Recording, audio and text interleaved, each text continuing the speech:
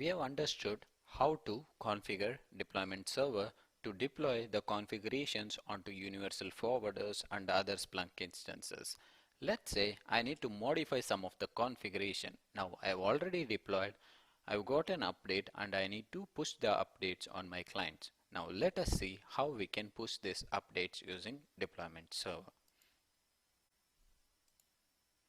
For this step, we'll be using just a modified base config. We'll add a comment into a file and we'll see how the configuration will be reflected. So this is our universal forwarder. Presently we have our base config installed under etc apps. So under base config we'll see outputs.conf. So this output conf is been downloaded from our deployment server.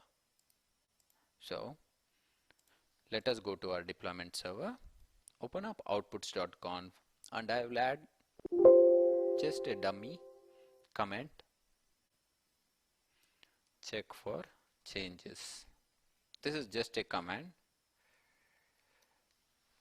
so that Splunk records this as an output, and to deploy the changes you need to reload your deployment server.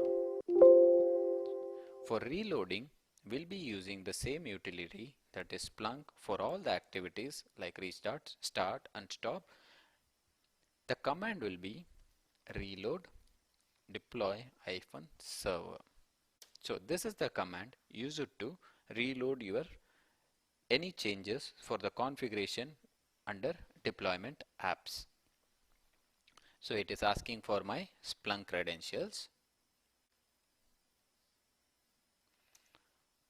Once successful login, it says reloading server class.conf. As you can see, on our universal forwarder the file was deleted and it is going to be reinstalled, fetched from the deployment server.